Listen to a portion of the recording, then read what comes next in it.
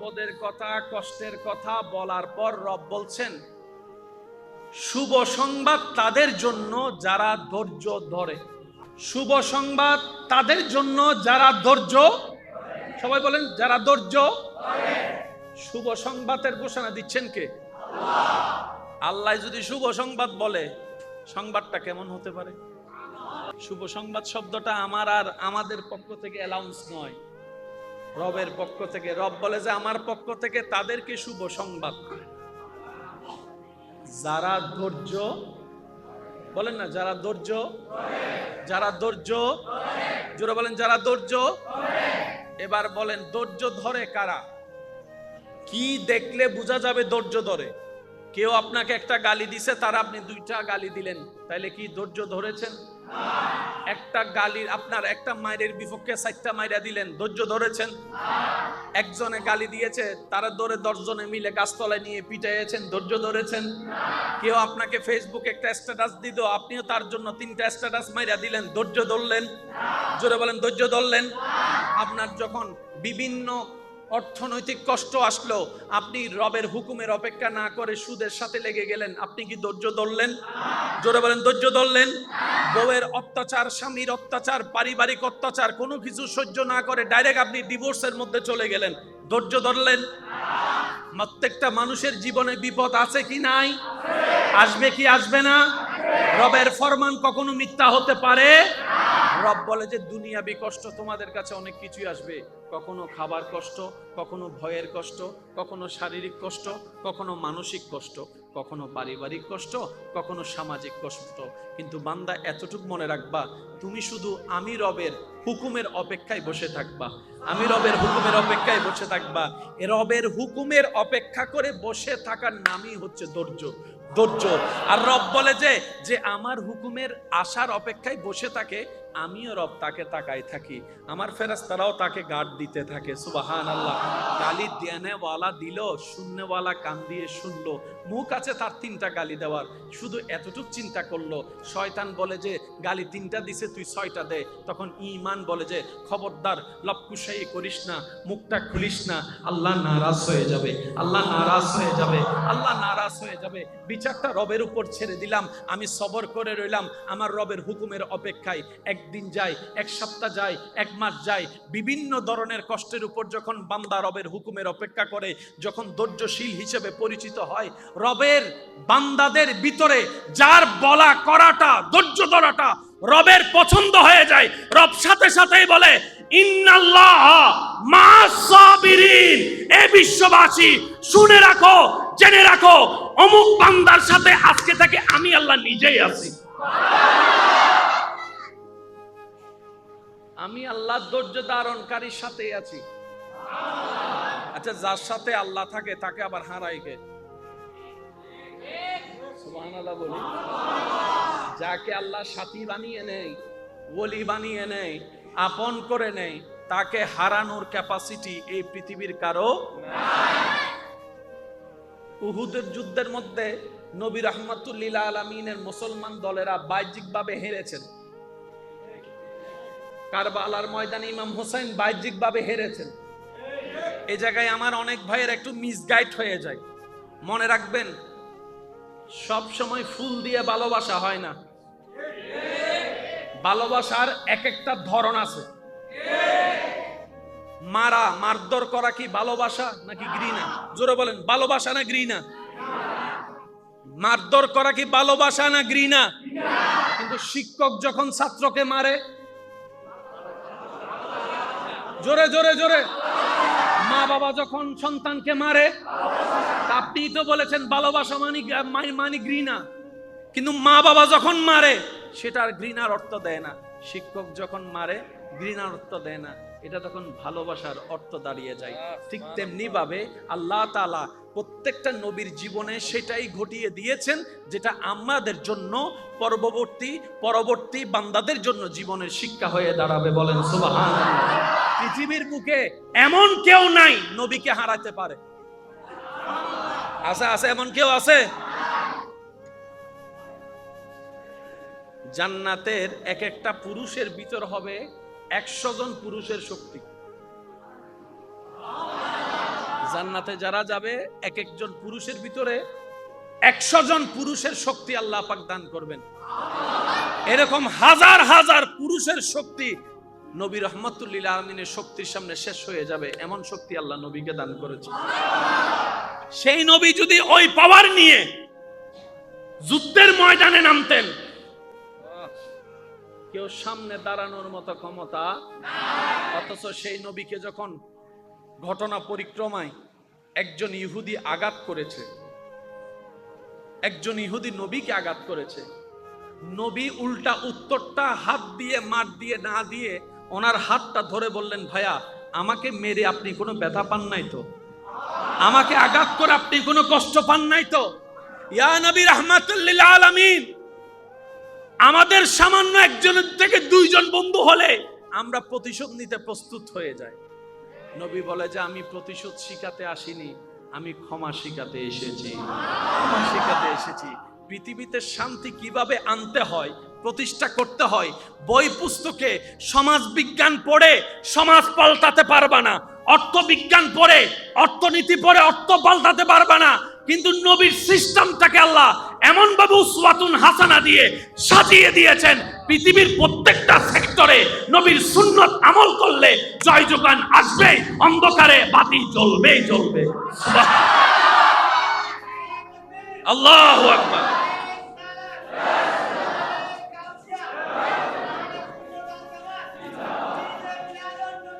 এবার আসুন, জান্নাতে যাওয়ার ইচ্ছা সবার আছে তো? আল্লাহ আমাদের স্বপ্নকে বাস্তব রূপ দান করুন। জান্নাতে যাওয়ার জন্য যা যা গুণ অর্জন করা দরকার, রব দয়া করে আমাদের সেই গুণের মালিক হওয়ার তৌফিক দান করুন। কালিমা আমাদের আছে লা ইলাহা ইল্লাল্লাহ, লা ইলাহা মুহাম্মাদুর সাল্লাল্লাহু। এই কালিমার অংশটা একটু খেয়াল করি, লা ইলাহা, বড় চমৎকার বিষয়। স্কুল কলেজ ভার্সিটি মাদ্রাসার ভাইয়ের একটু মনোযোগ দিবেন। লা ইলাহা, কোন মাবুদ নাই, ইল্লাল্লাহ, আল্লাহ ছাড়া। আবার বলছে, একটু খেয়াল করেন, মুসলমান হওয়ার জন্য, জান্নাতে যাওয়ার জন্য ইসলাম ধর্ম গ্রহণ করার দরকার। ইসলাম ধর্ম গ্রহণ করার যে প্রবেশ, যেটা মেন মন্ত্র সূত্র, প্রথম বলাচ্ছে লা ইলাহা ইল্লাল্লাহ। সাধারণ অর্থ আমরা বলি আল্লাহ ছাড়া কোনো মাবুদ, জাহেরান অর্থ। একটু গভীরে গেলে এখানে আমাদের অনেক রোগের চিকিৎসা আল্লাহ দান করে দিয়েছেন। একটু খেয়াল করি, বিরক্ত হচ্ছেন না তো আপনারা? লা ইলাহা, আল্লাহ পাক বলে যে আমারে ফরে মানিস, আমারে না মানলে তো তোমার ঈমান থাকবে না। আমি আল্লাহরে পরে মানো, আগে তুমি স্বীকার করো লা ইলাহা, কোনো মাবুদ নাই। ডাইরেক্ট আমি আল্লাহরে মানলে হবে না, আগে তোমার মন থেকে, তোমার ব্রেন থেকে, তোমার অস্তিত্ব থেকে, সব জায়গা থেকে তুমি স্বীকার করো কোনো মাবুদ নাই। একটু জোরে বলি। এবার আমি আমার আঙ্গিকে বলি, আপনারা একটু খেয়াল করবেন। রব বলে যে বান্দারে, তোর সারা শরীর থেকে, মন চিন্তা থেকে, যত জায়গায় আছে, যারা আছে, তুই আগে একটা কথা বল, লা ইলাহা ইল্লাল্লাহ। কোন রিজিক দাতা নাই, সুবহানাল্লাহ, কোন রহমান নাই, কোন রহিম নাই, কোন আপন নাই, কোন বন্ধু নাই, কোন দোস্ত নাই, কোন আপন নাই, কোন প্রিয় নাই, কোন খালিক নাই, কোন গফুর নাই, কোন সত্তার নাই, কোন স্রষ্টা নাই, আমার ভিতরে মনে দেয়ানে কেউ নাই। আল্লাহ পাক বলে যে এবার বল ইল্লাল্লাহ, আমি আল্লাহ আছি। আমি হয়তো বুঝাতে ব্যর্থ হচ্ছি আপনাদেরকে। রব বলে যে তোর মনে আগে বল কেউ নাই। আল্লাহ বলছি ক্লিয়ার, তোর মনে কেউ আছে? আল্লাহ নাই। তোর ব্রেইনে কেউ আছে? কেউ নাই, পুরা খালি। আল্লাহ পাক বলে যে এবার আমারে বসা, ইল্লাল্লাহ, শুধু আমি আল্লাহ আছি। বান্দারে তোর মনে, ধ্যানে, শয়নে, স্বপনে কেউ নাই, শুধু আমি আল্লাহরে রাখ, ইল্লাল্লাহ। এবার বান্দা আল্লাহকে কল্পনায়, ধ্যানে, মনে, প্রাণে, ঈমানে বসালো। রব বলে যে আমি একা তো থাকবো না, আমি একা থাকবো না, তো আল্লাহ কি করব? তা আমার হাবিব কোনে? মুহাম্মাদুর। সুবহানাল্লাহ, আরো জোরে বলি। এবার আমি আপনাদেরকে বললে আপনাদের সহজে মনে থাকবে। আমরা সাধারণত জানি কালিমা একটা, লা ইলাহা ইল্লাল্লাহ মুহাম্মাদুর রাসূলুল্লাহ। এই কালিমাকে দুই ভাগ করেন, লা ইলাহা ইল্লাল্লাহ মুহাম্মাদুর রাসূলুল্লাহ। লা ইলাহা, সবাই বলেন লা ইলাহা মুহাম্মাদুর। কয় ভাগ হলো? এবার প্রথম অংশ লা ইলাহা ইল্লাল্লাহকে দুই ভাগ করেন, লা ইলাহা এক ভাগ, ইল্লাল্লাহ আরেক ভাগ। এবার মনে বসান, আমার এখানে কেউ, জোরে বলেন আমার এখানে কেউ, আমার ব্রেইনে কেউ, আমার চিন্তায় কেউ। এবার আপনার মনে, ব্রেইনে, চিন্তায় যদি কেউ না থাকে, আপনাকে ভাঙ্গার আর করার সুযোগ আছে, আপনাকে কষ্ট দেওয়ার সুযোগ আছে, আপনাকে আঘাত দেওয়ার সুযোগ আছে। আপনি যখন রবকে বসালেন, তার মানে আপনার জীবন থেকে দুঃখ কষ্টের সময় শেষ। কষ্ট কখন লাগে জানেন? আপনারা বলেন না, বাহিরের মানুষ কষ্ট দিলে মেনে নেওয়া যায়, আপন মানুষ কষ্ট দিলে বেশি লাগে। তো এটাও মানুষ, সেটাও মানুষ, ওরটা কম লাগলো, ওরটা বেশি লাগলো কেন? তারটাই বেশি লেগেছে যার প্রতি আপনি মনের মধ্যে ভালোবাসা রেখেছেন, আশা রেখেছেন। এবার আপনি যদি বলেন সবাইকে বের করে দিলাম, আপনার মন ভাঙ্গার মতো আর কেউ? জোরে বলেন না। আপনি সবাইকে বের করে দিলেন এখান থেকে আর এখান থেকে, আপনাকে ধোঁকা দেওয়ার মতো কেউ, কষ্ট দেওয়ার মতো কেউ, কারণ এখানে পুরাটাই খালি, পুরাটাই। এবার আপনি বললেন ইল্লাল্লাহ, আমার মনে আমার আল্লাহ, আমার ব্রেনে আমার আল্লাহ, আমার চিন্তায় আমার আল্লাহ, আমার ভালোবাসায় আমার আল্লাহ, আমার মহাব্বতে আমার আল্লাহ, আমার শয়নে আমার আল্লাহ, আমার কল্পনায় আমার আল্লাহ, আমার উঠায় আমার আল্লাহ, আমার বসায় আমার আল্লাহ, আমার ঘুমাতে যাওয়ার মধ্যেও আমার আল্লাহ, আমার ঘুম থেকে উঠার মধ্যেও আমার আল্লাহ। আল্লাহ ছাড়া আর কেউ? রব বলে যে আমি একা, আমি একা থাকবো না, আমি একা। আল্লাহ কি করব? আমার হাবিব কেনে, মুহাম্মাদুর। এবার আপনার দিলে, ব্রেইনে, মনে আল্লাহ এবং রসুল। এবার আপনি যদি আল হুব্বু ফিল্লাহ ওয়াল বুগযু ফিল্লাহ হাদিসটাকে এই জায়গায় এনে মিলাতে থাকেন, কোনায় কোনায়, জায়গায় জায়গায়, ইঞ্চি ইঞ্চি মিলে প্রমাণ হয়ে যাবে। তখন বুঝতে পারবেন আল্লাহর প্রিয় বান্দারা দুনিয়াবি হাজার কষ্টের মধ্যে থেকেও কিভাবে মন না ভেঙে রবের দরবারে শুকরিয়া করার সাহস পেয়েছেন, আপনি বুঝতে পারবেন। ইমাম হোসাইনের উপর যেই ট্র্যাজেডি, কষ্ট, তুফান গিয়েছে, তার 10 ভাগের 1 ভাগের 1 ভাগের 100 ভাগের 1 ভাগ আপনার আমার জীবনে এখনো যায় নাই। আপনি আমি অল্পতে ভেঙে পড়ি, আপনি আমি অল্পতে নেশা ধরে ফেলি, আপনি আমি অল্পতে কষ্ট সহ্য করতে না পেরে সুইসাইড করে ফেলি, আপনি আমি অল্পতে কষ্ট সহ্য করতে না পেরে একজনকে কথা শোনানোর কারণে তাকে 2টা ঘুষা মেরে দিই। ইমাম হোসাইনের উপর যে ট্র্যাজেডি গিয়েছে, যে টর্চার গিয়েছে, যে কষ্ট গিয়েছে, বিশ্বের ইতিহাসে এখনো পর্যন্ত প্রতিবার কারবালার সেই ঘটনা আসলে আশেকদের চোখ বয়ে পানি পড়তে থাকে, পানি পড়তে থাকে। ঘটনা তার জন্য নতুন কিছু নয়, যতবারই শুনে ততবারই হৃদয় ভেঙে যায়, যতবারই শুনে ততবারই অন্তর ভেঙে যায়। কিভাবে পাষণ্ড ইয়েজিদ এভাবে অত্যাচার করতে পারে? একজন সাধারণ মানুষ তো মানুষকে এতটুকু অত্যাচার করতে পারে না। আর এখানে তো নবী বংশের আওলাদ, রসুলের আওলাদ, মা ফাতেমার নয়নমণি, মাওলা আলী শের খুদার কলিজার টুকরা, সৈয়দুশ শাবাবে আহলিল জান্নাহ, জান্নাতের যুবকের সর্দার, ওনার উপর এমন ট্র্যাজেডি করেছে। এবার আপনি যখন সেই কারবালার চিত্রকে সামনে রাখবেন, দেখবেন পানি কিন্তু নাই, কিন্তু ইমাম হুসাইনের মুখের মধ্যে কোনো পেরেশানি নাই, কোনো আপত্তি নাই। সুবহানাল্লাহ। যে শরীর খাবার কিন্তু তেমন নাই তাবুতে, কিন্তু ওনার চেহারার মধ্যে কোনো অভাবের চিহ্ন দেখা যাচ্ছে না। কষ্টের উপর কষ্ট, কিন্তু নামাজ পড়তে ভুলে নাই, সিজদা দিতে ভুলে নাই, সিজদা দিতে ভুলে নাই।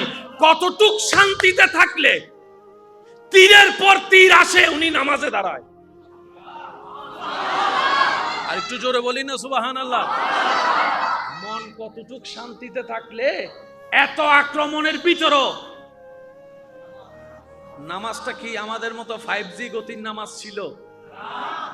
আসসালাতু মিরাজুল মুমিনিন ওয়ালা নামাজে দাঁড়িয়েছে। পানি নাই, নামাজ ঠিক আছে। খাবার নাই, নামাজে মনোযোগ ঠিক আছে। তীরের পর তীর হামলা হচ্ছে, কিন্তু নামাজের মনোযোগ নষ্ট হয় নাই। ওই ইমাম হুসাইন এত টেনশনের মধ্যে থাকলে আমরা তো সুইসাইড করে ফেলতাম, স্ট্রোক করে কাত হয়ে যেতাম। আপনি এত ইস্তেকামতের সাথে কিভাবে ধৈর্য ধরে থাকলেন? ইমাম হুসাইনের দরবার থেকে উত্তর আসবে, যেখান থেকে মন নিরাশ হয়, যেখান থেকে টেনশনের উৎপত্তি হয়, যেখান থেকে দুশ্চিন্তার উৎপত্তি হয়, আমার মনটাও আমার রবের নামে করে দিয়েছি, আমার ব্রেনটাকে আমার রবের নামে করে দিয়েছি। আমার চিন্তা, আমার সকাল, আমার দুপুর, সন্ধ্যা, রাত আমি হুসাইন আমার রবের নামে করে দিয়েছি। আমার খাওয়া দাওয়া, আমার ঘুম, আমার জেগে ওঠা আমার রবের নামে করে দিয়েছি। যেহেতু আমি হুসাইনের সবকিছুই রবের নামে করে দিয়েছি, এখন আমি হুসাইন শুধু তাকাই আছি, আমার রব কিসে খুশি হবে? আমার রব কিসে খুশি হবে? যখন আমি হুসাইন দেখলাম আমার গর্দান সিজদা অবস্থায় কাটার মধ্যে, আমার রব খুশি হবে। আমি হুসাইন সে গর্দান কাটাকে কষ্টই অনুভব করি নাই, আমার রবের খুশির জন্য। বলেন আল্লাহু আকবার।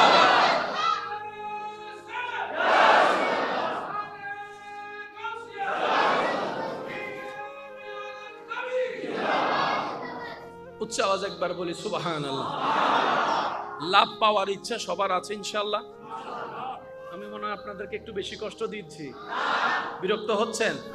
বেশিক্ষণ জ্বালাবো না, অল্প কিছুক্ষণ সময় সহ্য করতে পারবেন তো ইনশাআল্লাহ? একবার বলি মারহাবা, আর একটু আস্তে করে বলি মারহাবা। কুরআনুল কারীমের একটি আয়াত সবারই জানা, শুধু একটু স্মরণ করিয়ে দেওয়ার জন্য বলা। হুজুরদের দোয়া চাচ্ছি। ওয়ালা নাবলুওয়ান্নাকুম বিশাইইন মিনাল খাউফি ওয়াল জুই ওয়া নাকসিন মিনাল আমওয়ালি ওয়াল আনফুসের কথা, কষ্টের কথা বলার পর রব বলছেন শুভ সংবাদ তাদের জন্য যারা ধৈর্য ধরে। শুভ সংবাদ তাদের জন্য যারা ধৈর্য, সবাই বলেন যারা ধৈর্য ধরে। শুভ সংবাদের ঘোষণা দিচ্ছেন কে? আল্লাহ। আল্লাহ যদি শুভ সংবাদ বলে, সংবাদটা কেমন হতে পারে? শুভ সংবাদ শব্দটা আমার আর আমাদের পক্ষ থেকে অ্যালাউন্স নয়, রবের পক্ষ থেকে। রব বলে যে আমার পক্ষ থেকে তাদেরকে শুভ সংবাদ, যারা ধৈর্য, বলেন না যারা ধৈর্য, যারা ধৈর্য, জোরে বলেন যারা ধৈর্য। এবার বলেন ধৈর্য ধরে কারা? কি দেখলে বোঝা যাবে ধৈর্য ধরে? কেউ আপনাকে একটা গালি দিছে, তার আপনি দুইটা গালি দিলেন, তাইলে কি ধৈর্য ধরেছেন? একটা গালির আপনার একটা মায়ের বিপক্ষে 4টা মাইরা দিলেন, ধৈর্য ধরেছেন? একজনে গালি দিয়েছে, তারা ধরে 10 জনে মিলে গাছতলায় নিয়ে পিটাইয়েছেন, ধৈর্য ধরেছেন? কেউ আপনাকে ফেসবুকে একটা স্ট্যাটাস দিল, আপনিও তার জন্য 3টা স্ট্যাটাস মাইরা দিলেন, ধৈর্য ধরলেন? জোরে বলেন ধৈর্য ধরলেন? আপনার যখন বিভিন্ন অর্থনৈতিক কষ্ট আসলো, আপনি রবের হুকুমের অপেক্ষা না করে সুদের সাথে লেগে গেলেন, আপনি কি ধৈর্য ধরলেন? জোরে বলেন ধৈর্য ধরলেন? বউয়ের অত্যাচার, স্বামীর অত্যাচার, পারিবারিক অত্যাচার, কোনো কিছু সহ্য না করে ডাইরেক্ট আপনি ডিভোর্সের মধ্যে চলে গেলেন, ধৈর্য ধরলেন? প্রত্যেকটা মানুষের জীবনে বিপদ আছে কি নাই? আসবে কি আসবে না? রবের ফরমান কখনো মিথ্যা হতে পারে? রব বলে যে দুনিয়াবি কষ্ট তোমাদের কাছে অনেক কিছুই আসবে, কখনো খাবার কষ্ট, কখনো ভয়ের কষ্ট, কখনো শারীরিক কষ্ট, কখনো মানসিক কষ্ট, কখনো পারিবারিক কষ্ট, কখনো সামাজিক কষ্ট। কিন্তু বান্দা এতটুকু মনে রাখবা, তুমি শুধু আমি রবের হুকুমের অপেক্ষায় বসে থাকবা, আমি রবের হুকুমের অপেক্ষায় বসে থাকবা। এ রবের হুকুমের অপেক্ষা করে বসে থাকার নামই হচ্ছে ধৈর্য। ধৈর্য। আর রব বলে যে আমার হুকুমের আশার অপেক্ষায় বসে থাকে, আমিও রব তাকে তাকাই থাকি, আমার ফেরেশতারাও তাকে গার্ড দিতে থাকে। সুবহানাল্লাহ। গালি দেনেওয়ালা দিল, শুননেওয়ালা কান দিয়ে শুনলো। মুখ আছে তার 3টা গালি দেওয়ার, শুধু এতটুক চিন্তা করলো। শয়তান বলে যে গালি 3টা দিছে, তুই 6টা দে। তখন ঈমান বলে যে খবরদার, লপকুশাই করিস না, মুখটা খুলিস না, আল্লাহ নারাজ হয়ে যাবে, আল্লাহ নারাজ হয়ে যাবে, আল্লাহ নারাজ হয়ে যাবে। বিচারটা রবের উপর ছেড়ে দিলাম, আমি সবর করে রইলাম আমার রবের হুকুমের অপেক্ষায়। একদিন যায়, 1 সপ্তাহ যায়, 1 মাস যায়, বিভিন্ন ধরনের কষ্টের উপর যখন বান্দা রবের হুকুমের অপেক্ষা করে, যখন ধৈর্যশীল হিসেবে পরিচিত হয়, রবের বান্দাদের ভিতরে যার বলা করাটা, ধৈর্য ধরাটা রবের পছন্দ হয়ে যায়, রব সাথে সাথেই বলে ইন্নাল্লাহ মা'আস সাবিরিন। এ বিশ্ববাসী শুনে রাখো, জেনে রাখো, অমুক বান্দার সাথে আজকে থেকে আমি আল্লাহ নিজেই আছি। আমি আল্লাহ ধৈর্য ধারণকারীর সাথেই আছি। আচ্ছা, যার সাথে আল্লাহ থাকে তাকে আবার হারায় কে? সুবহানাল্লাহ বলি। যাকে আল্লাহ সাথী বানিয়ে নেয়, ওলি বানিয়ে নেয়, আপন করে নেয়, তাকে হারানোর ক্যাপাসিটি এই পৃথিবীর কারো নাই। উহুদের যুদ্ধের মধ্যে নবী রাহমাতুল লিল আলামিনের মুসলমান দলেরা বাহ্যিকভাবে হেরেছেন। কারবালার ময়দানে ইমাম হোসেন বাহ্যিকভাবে হেরেছেন। এই জায়গায় আমার অনেক ভাইয়ের একটু মিসগাইড হয়ে যায়। মনে রাখবেন, সব সময় ফুল দিয়ে ভালোবাসা হয় না। ভালোবাসার এক একটা ধরন আছে। মারধর করা কি ভালোবাসা নাকি ঘৃণা? জোরে বলেন, ভালোবাসা না ঘৃণা? মারধর করা কি ভালোবাসা না ঘৃণা? কিন্তু শিক্ষক যখন ছাত্রকে মারে,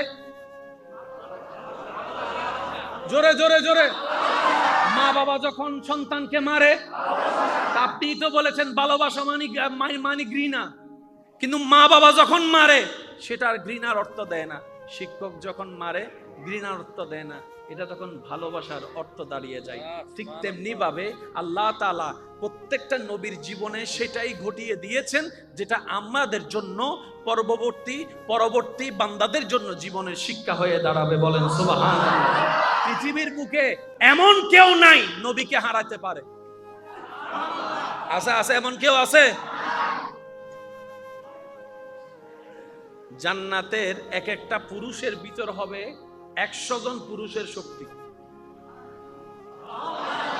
জান্নাতে যারা যাবে এক একজন পুরুষের ভিতরে 100 জন পুরুষের শক্তি আল্লাহ পাক দান করবেন। এরকম হাজার হাজার পুরুষের শক্তি নবী রাহমাতুল লিল আলামিনের শক্তির সামনে শেষ হয়ে যাবে, এমন শক্তি আল্লাহ নবীকে দান করেছে। সেই নবী যদি ওই পাওয়ার নিয়ে যুদ্ধের ময়দানে নামতেন, কেউ সামনে দাঁড়ানোর মতো ক্ষমতা নাই। অথচ সেই নবীকে যখন ঘটনা পরিক্রমায় একজন ইহুদি আঘাত করেছে, একজন ইহুদি নবীকে আঘাত করেছে, নবী উল্টা উত্তরটা হাত দিয়ে মার দিয়ে না দিয়ে ওনার হাতটা ধরে বললেন, ভাইয়া আমাকে মেরে আপনি কোনো ব্যথা পান নাই তো? আমাকে আঘাত করে আপনি কোনো কষ্ট পান নাই তো? ইয়া নবী রাহমাতুল লিল আলামিন, আমাদের সামান্য একজনের থেকে 2 জন বন্ধু হলে আমরা প্রতিশোধ নিতে প্রস্তুত হয়ে যাই। নবী বলে যে আমি প্রতিশোধ শিখাতে আসিনি, আমি ক্ষমা শিখাতে এসেছি। ক্ষমা শিখাতে এসেছি। পৃথিবীতে শান্তি কিভাবে আনতে হয়, প্রতিষ্ঠা করতে হয়, বই পুস্তকে সমাজ বিজ্ঞান পড়ে সমাজ পাল্টাতে পারবা না, অর্থবিজ্ঞান পড়ে অর্থনীতি পড়ে অর্থ পাল্টাতে পারবা না। কিন্তু নবীর সিস্টেমটাকে আল্লাহ এমন ভাবে উসওয়াতুন হাসানা দিয়ে সাজিয়ে দিয়েছেন, পৃথিবীর প্রত্যেকটা সেক্টরে নবীর সুন্নত আমল করলে জয় যোগান আসবে, অন্ধকারে বাতি জ্বলবেই জ্বলবে। আল্লাহু আকবার।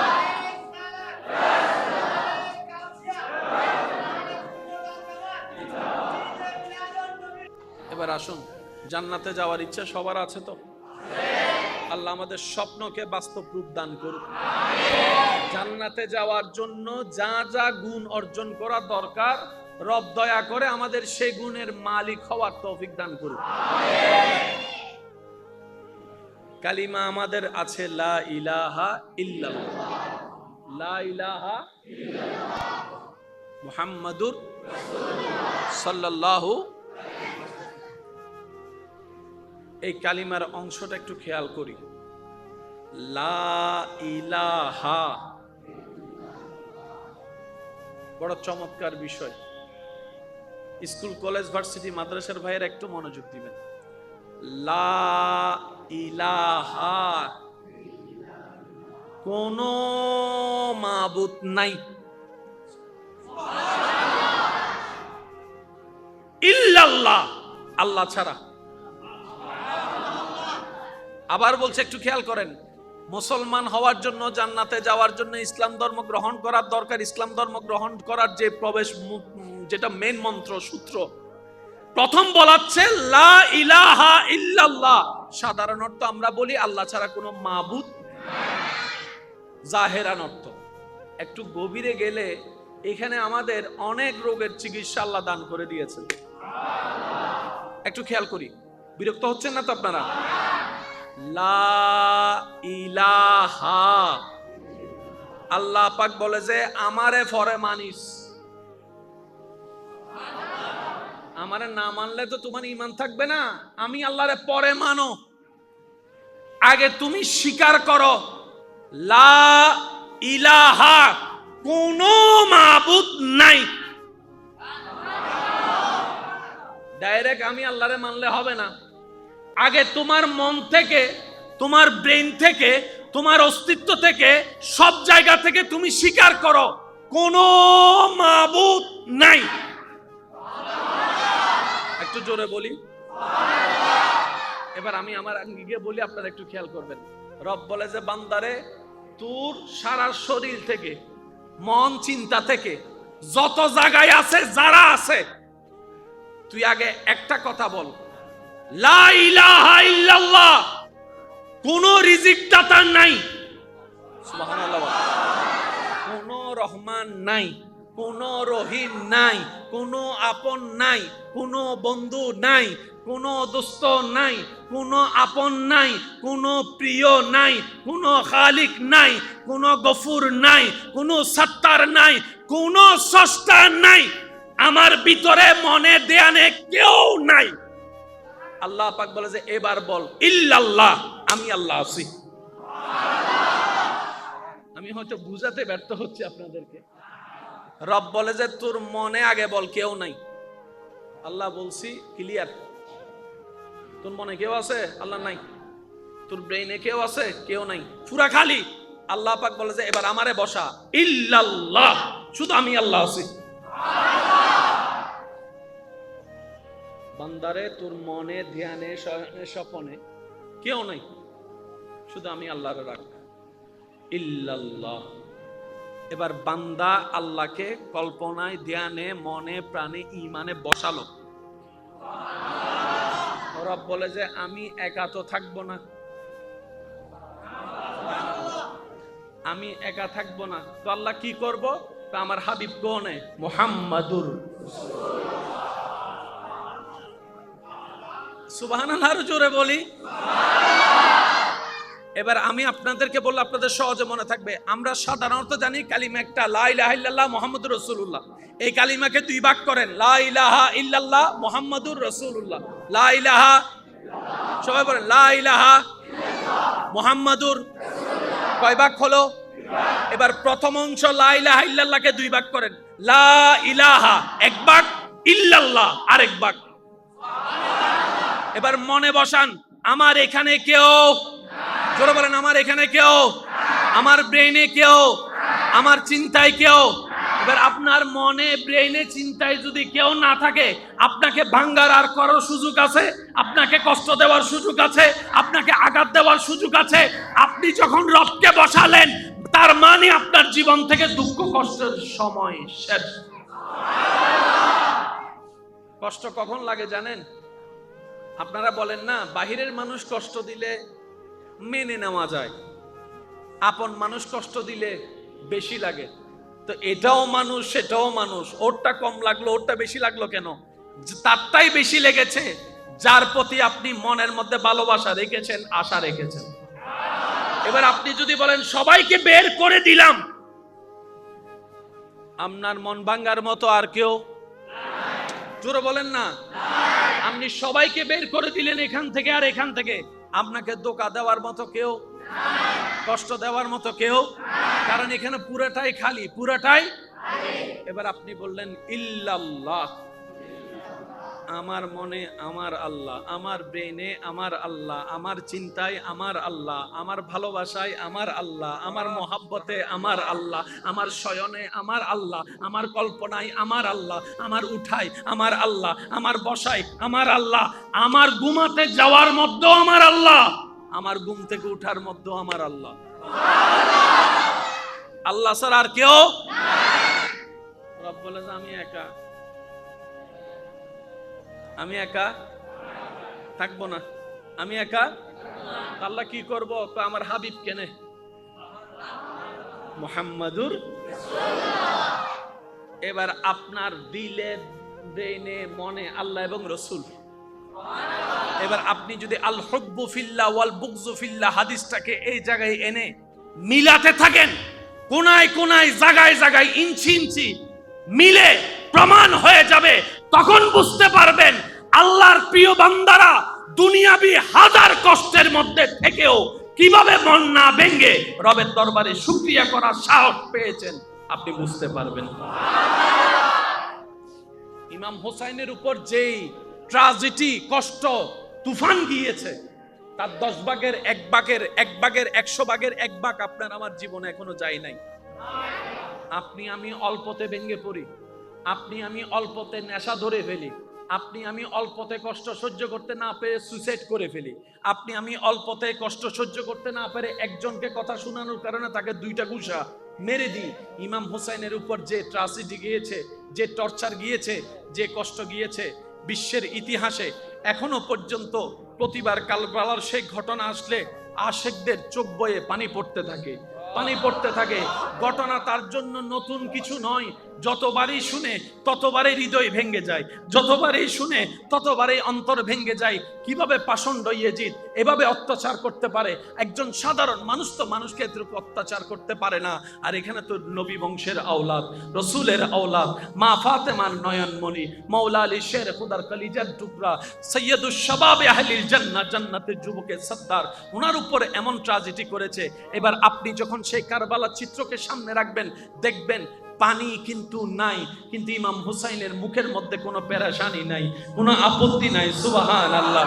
যে শরীর খাবার কিন্তু তেমন নাই তাবুতে, কিন্তু ওনার চেহারার মধ্যে কোনো অভাবের চিহ্ন দেখা যাচ্ছে না। কষ্টের উপর কষ্ট, কিন্তু নামাজ পড়তে ভুলে নাই, সিজদা দিতে ভুলে নাই, সিজদা দিতে ভুলে নাই। কতটুক শান্তিতে থাকলে তীরের পর তীর আসে, উনি নামাজে দাঁড়ায়। আর একটু জোরে বলি না সুবহানাল্লাহ। মন কতটুক শান্তিতে থাকলে এত আক্রমণের ভিতরও নামাজটা কি আমাদের মতো 5G গতির নামাজ ছিল? আসসালাতু মিরাজুল মুমিনিন ওয়ালা নামাজে দাঁড়িয়েছে। পানি নাই, নামাজ ঠিক আছে। খাবার নাই, নামাজে মনোযোগ ঠিক আছে। তীরের পর তীর হামলা হচ্ছে, কিন্তু নামাজের মনোযোগ নষ্ট হয় নাই। ওই ইমাম হোসেন এত টেনশনের মধ্যে থাকলে আমরা তো সুইসাইড করে ফেলতাম, স্ট্রোক করে কাত হয়ে যেতাম। আপনি এত ইস্তেকামতের সাথে কিভাবে ধৈর্য ধরে থাকলেন? ইমাম হুসাইনের দরবার থেকে উত্তর আসবে, যেখান থেকে মন নিরাশ হয়, যেখান থেকে টেনশনের উৎপত্তি হয়, যেখান থেকে দুশ্চিন্তার উৎপত্তি হয়, আমার মনটাও আমার রবের নামে করে দিয়েছি, আমার ব্রেনটাকে আমার রবের নামে করে দিয়েছি।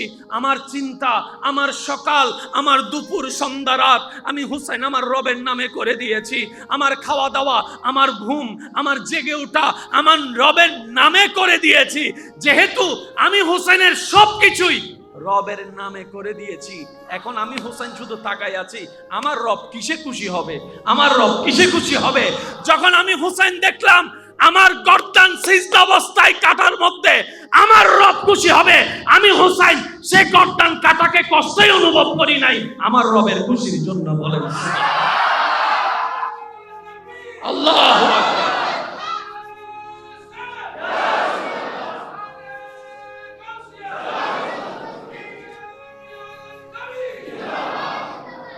উচ্চ আওয়াজ একবার বলি সুবহানাল্লাহ। লাভ পাওয়ার ইচ্ছা সবার আছে ইনশাআল্লাহ। আমি মনে হয় আপনাদেরকে একটু বেশি কষ্ট দিচ্ছি, বিরক্ত হচ্ছেন? বেশিক্ষণ জ্বালাবো না, অল্প কিছুক্ষণ সময় সহ্য করতে পারবেন তো ইনশাআল্লাহ? একবার বলি মারহাবা, আর একটু আস্তে করে বলি মারহাবা। কুরআনুল কারীমের একটি আয়াত সবারই জানা, শুধু একটু স্মরণ করিয়ে দেওয়ার জন্য বলা। হুজুরদের দোয়া চাচ্ছি। ওয়ালা নাবলুওয়ান্নাকুম বিশাইইন মিনাল খাউফি ওয়াল জুই ওয়া নাকসিন মিনাল আমওয়ালি ওয়াল আনফুসি ওয়াস সামারাত ওয়া বাশশিরিস সাবিরিন। বিপদের কথা, কষ্টের কথা বলার পর রব বলছেন শুভ সংবাদ তাদের জন্য যারা ধৈর্য ধরে। শুভ সংবাদ তাদের জন্য যারা ধৈর্য, সবাই বলেন যারা ধৈর্য ধরে। শুভ সংবাদের ঘোষণা দিচ্ছেন কে? আল্লাহ যদি শুভ সংবাদ বলে, সংবাদটা কেমন হতে পারে? শুভ সংবাদ শব্দটা আমার আর আমাদের পক্ষ থেকে অ্যালাউন্স নয়, রবের পক্ষ থেকে। রব বলে যে আমার পক্ষ থেকে তাদেরকে শুভ সংবাদ, যারা ধৈর্য, বলেন না যারা ধৈর্য, যারা ধৈর্য, জোরে বলেন যারা ধৈর্য। এবার বলেন ধৈর্য ধরে কারা? কি দেখলে বোঝা যাবে ধৈর্য ধরে? কেউ আপনাকে একটা গালি দিছে, তার আপনি দুইটা গালি দিলেন, তাইলে কি ধৈর্য ধরেছেন? একটা গালির আপনার একটা মায়ের বিপক্ষে 4টা মাইরা দিলেন, ধৈর্য ধরেছেন? একজনে গালি দিয়েছে, তারা ধরে 10 জনে মিলে গাছতলায় নিয়ে পিটাইয়েছেন, ধৈর্য ধরেছেন? কেউ আপনাকে ফেসবুকে একটা স্ট্যাটাস দিল, আপনিও তার জন্য 3টা স্ট্যাটাস মাইরা দিলেন, ধৈর্য ধরলেন? জোরে বলেন ধৈর্য ধরলেন? আপনার যখন বিভিন্ন অর্থনৈতিক কষ্ট আসলো, আপনি রবের হুকুমের অপেক্ষা না করে সুদের সাথে লেগে গেলেন, আপনি কি ধৈর্য ধরলেন? জোরে বলেন ধৈর্য ধরলেন?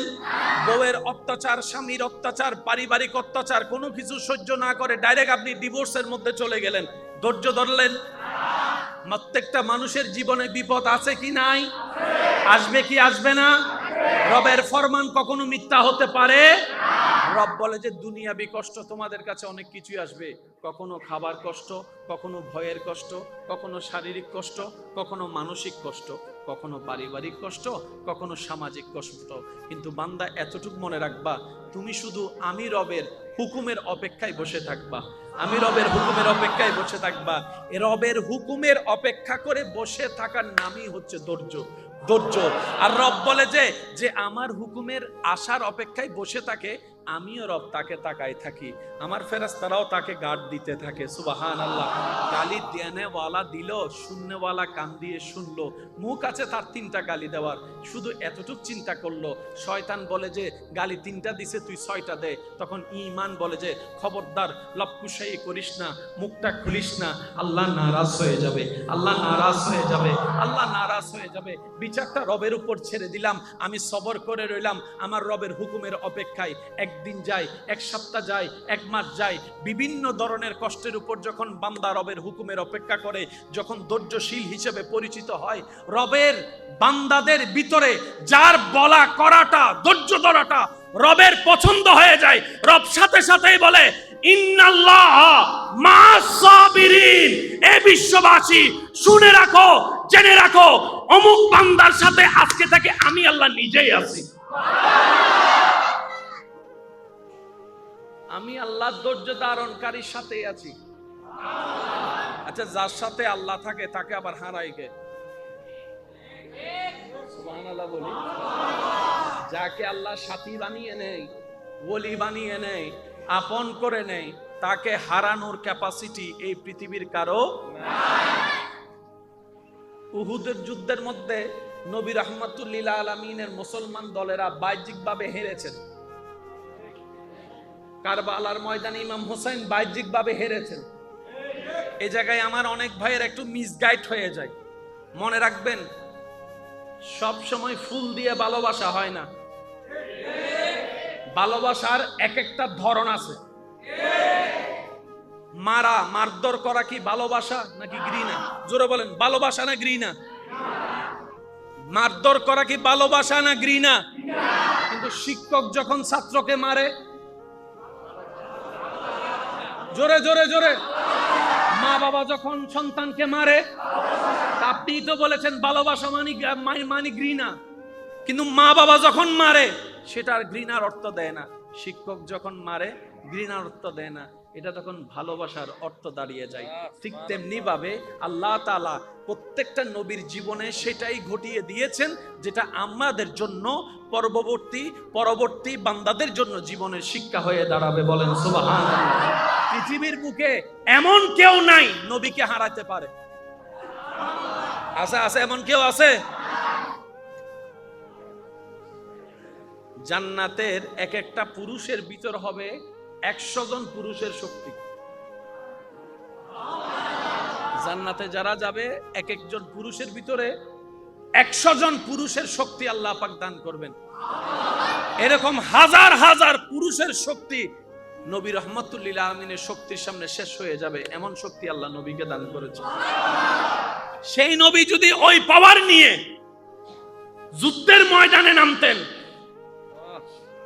কেউ সামনে দাঁড়ানোর মতো ক্ষমতা নাই। অথচ সেই নবীকে যখন ঘটনা পরিক্রমায় একজন ইহুদি আঘাত করেছে, একজন ইহুদি নবীকে আঘাত করেছে, নবী উল্টা উত্তরটা হাত দিয়ে মার দিয়ে না দিয়ে ওনার হাতটা ধরে বললেন, ভাইয়া আমাকে মেরে আপনি কোনো ব্যথা পান নাই তো?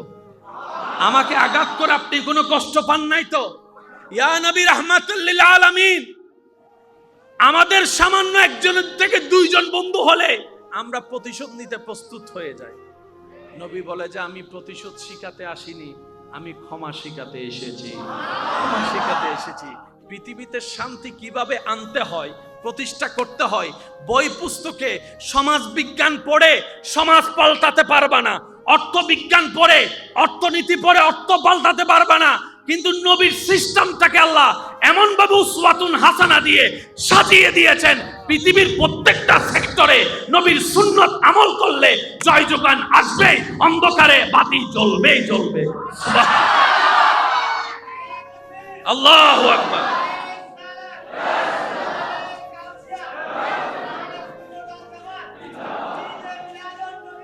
এবার আসুন, জান্নাতে যাওয়ার ইচ্ছা সবার আছে তো? আল্লাহ আমাদের স্বপ্নকে বাস্তব রূপ দান করুন। জান্নাতে যাওয়ার জন্য যা যা গুণ অর্জন করা দরকার, রব দয়া করে আমাদের সেই গুণের মালিক হওয়ার তৌফিক দান করুন। কালিমা আমাদের আছে লা ইলাহা ইল্লাল্লাহ, লা ইলাহা ইল্লাল্লাহ মুহাম্মাদুর সাল্লাল্লাহু। এই কালিমার অংশটা একটু খেয়াল করি, লা ইলাহা, বড় চমৎকার বিষয়। স্কুল কলেজ ভার্সিটি মাদ্রাসার ভাইয়ের একটু মনোযোগ দিবেন।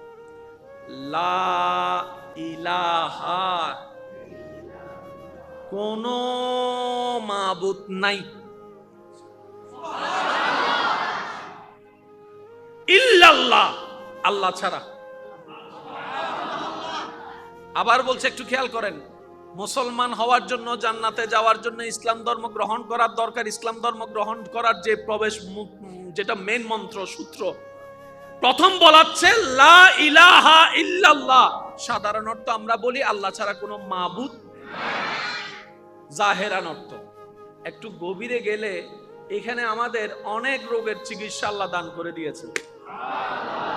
একটু খেয়াল করি, বিরক্ত হচ্ছেন না তো আপনারা? লা ইলাহা, আল্লাহ পাক বলে যে আমারে ফরে মানিস, আমারে না মানলে তো তোমার ঈমান থাকবে না। আমি আল্লাহরে পরে মানো, আগে তুমি স্বীকার করো লা ইলাহা, কোন মাবুদ নাই। ডাইরেক্ট আমি আল্লাহরে মানলে হবে না, আগে তোমার মন থেকে, তোমার ব্রেন থেকে, তোমার অস্তিত্ব থেকে, সব জায়গা থেকে তুমি স্বীকার করো কোন মাবুদ নাই। একটু জোরে বলি। এবার আমি আমার আঙ্গিকে বলি, আপনারা একটু খেয়াল করবেন। রব বলে যে বান্দারে, তোর সারা শরীর থেকে, মন চিন্তা থেকে, যত জায়গায় আছে, যারা আছে, তুই আগে একটা কথা বল, লা ইলাহা ইল্লাল্লাহ, কোন রিজিক দাতার নাই, সুবহানাল্লাহ, কোন রহমান নাই, কোন রহিম নাই, কোন আপন নাই, কোন বন্ধু নাই, কোন দোস্ত নাই, কোন আপন নাই, কোন প্রিয় নাই, কোন খালিক নাই, কোন গফুর নাই, কোন সত্তার নাই, কোন স্রষ্টা নাই, আমার ভিতরে মনে ধ্যানে কেউ নাই। আল্লাহ পাক বলে যে এবার বল ইল্লাল্লাহ, আমি আল্লাহ আছি। আমি হয়তো বুঝাতে ব্যর্থ হচ্ছি আপনাদেরকে। রব বলে যে তোর মনে আগে বল কেউ নাই। আল্লাহ বলছি ক্লিয়ার, তোর মনে কেউ আছে? আল্লাহ নাই। তোর ব্রেইনে কেউ আছে? কেউ নাই, পুরা খালি। আল্লাহ পাক বলে যে এবার আমারে বসা ইল্লাল্লাহ, শুধু আমি আল্লাহ আছি। বান্দারে তোর মনে ধ্যানে শয়নে স্বপনে কেউ নাই, শুধু আমি আল্লাহর রাখ ইল্লাল্লাহ। এবার বান্দা আল্লাহকে কল্পনায় ধ্যানে মনে প্রাণে ঈমানে বসালো। রব বলে যে আমি একা তো থাকবো না, আমি একা থাকবো না, তো আল্লাহ কি করব? আমার হাবিব কোনে? মুহাম্মাদুর সুবহানাল্লাহ, আরো জোরে বলি। এবার আমি আপনাদেরকে বললে আপনাদের সহজে মনে থাকবে। আমরা সাধারণত জানি কালিমা একটা, লা ইলাহা ইল্লাল্লাহ মুহাম্মাদুর রাসূলুল্লাহ। এই কালিমাকে দুই ভাগ করেন, লা ইলাহা ইল্লাল্লাহ মুহাম্মাদুর রাসূলুল্লাহ। লা ইলাহা, সবাই বলেন লা ইলাহা মুহাম্মাদুর। কয় ভাগ হলো? এবার প্রথম অংশ লা ইলাহা ইল্লাল্লাহকে দুই ভাগ করেন, লা ইলাহা এক ভাগ, ইল্লাল্লাহ আরেক ভাগ।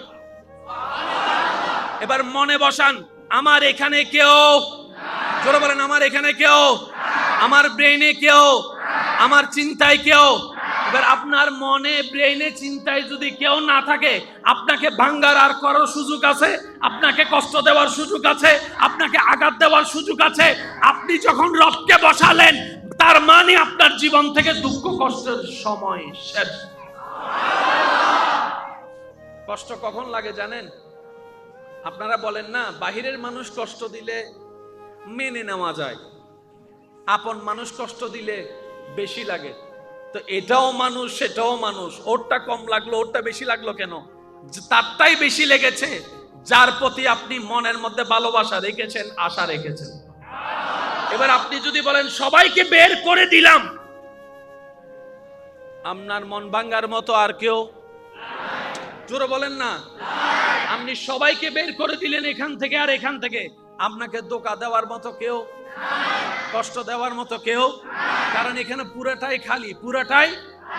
এবার আপনি বললেন ইল্লাল্লাহ, আমার মনে আমার আল্লাহ, আমার ব্রেনে আমার আল্লাহ, আমার চিন্তায় আমার আল্লাহ, আমার ভালোবাসায় আমার আল্লাহ, আমার মহাব্বতে আমার আল্লাহ, আমার শয়নে আমার আল্লাহ, আমার কল্পনায় আমার আল্লাহ, আমার উঠায় আমার আল্লাহ, আমার বসায় আমার আল্লাহ, আমার ঘুমাতে যাওয়ার মধ্যেও আমার আল্লাহ, আমার ঘুম থেকে উঠার মধ্যেও আমার আল্লাহ। আল্লাহ ছাড়া আর কেউ? রব বলে যে আমি একা,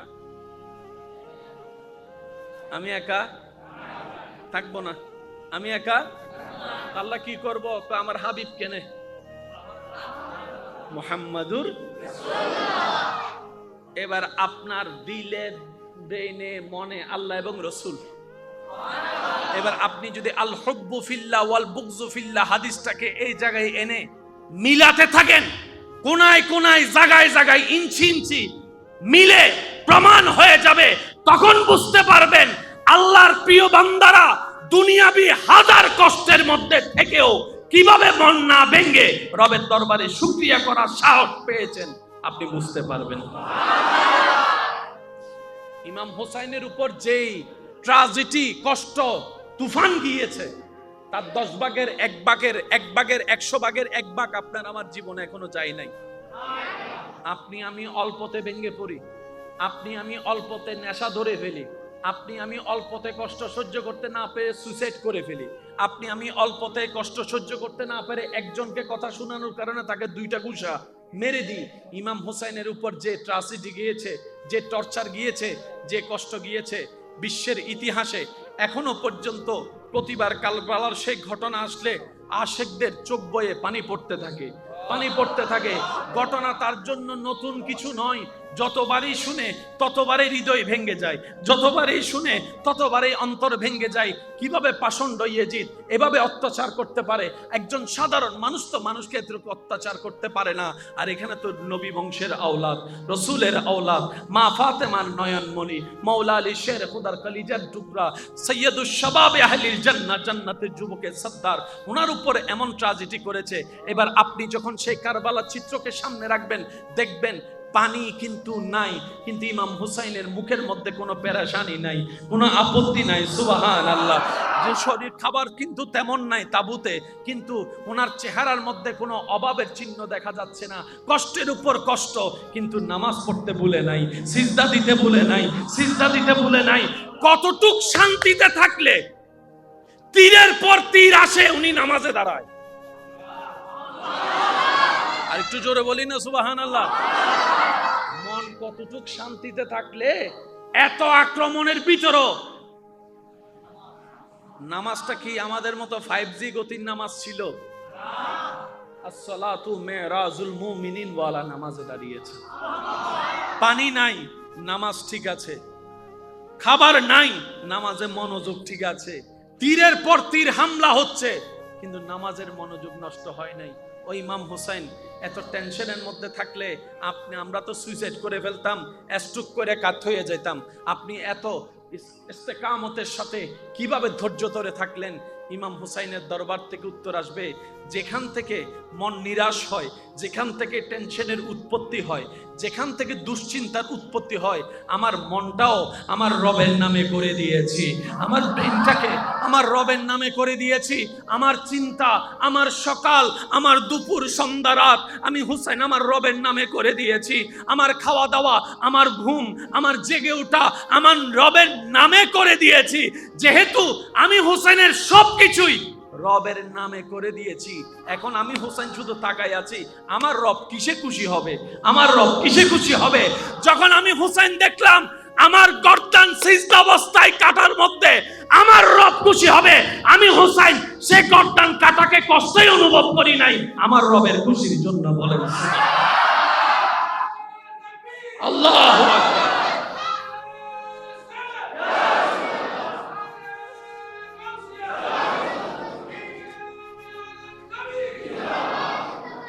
উচ্চ আওয়াজ একবার বলি সুবহানাল্লাহ। লাভ পাওয়ার ইচ্ছা সবার আছে ইনশাআল্লাহ। আমি মনে হয় আপনাদেরকে একটু বেশি কষ্ট দিচ্ছি, বিরক্ত হচ্ছেন? বেশিক্ষণ জ্বালাবো না, অল্প কিছুক্ষণ সময় সহ্য করতে পারবেন তো ইনশাআল্লাহ? একবার বলি মারহাবা, আর একটু আস্তে করে বলি মারহাবা। কুরআনুল কারীমের একটি আয়াত সবারই জানা, শুধু একটু স্মরণ করিয়ে দেওয়ার জন্য বলা। হুজুরদের দোয়া চাচ্ছি। ওয়ালা নাবলুওয়ান্নাকুম বিশাইইন মিনাল খাউফি ওয়াল জুই ওয়া নাকসিন মিনাল আমওয়ালি ওয়াল আনফুসি ওয়াস সামারাত ওয়া বাশশিরিস সাবিরিন।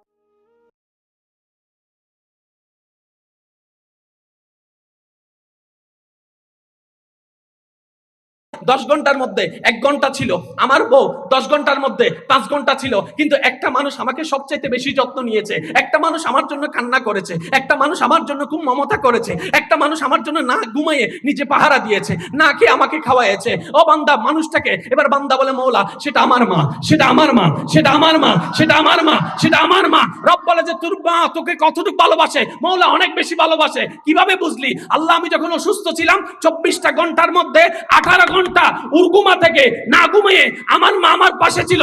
রব বলে যে 24 ঘন্টার মধ্যে 18 ঘন্টা গেলে আর বাকি কয় ঘন্টা থাকে? আর কয় ঘন্টা থাকে? আর কয় ঘন্টা থাকে? এই 6 ঘন্টা কি করেছে? বলে যে মা ঘুমিয়েছে, মা গোসল করেছে, মা বাথরুমে গিয়েছে, মা কাজ করেছে, মা এই করেছে, মা সেই করেছে।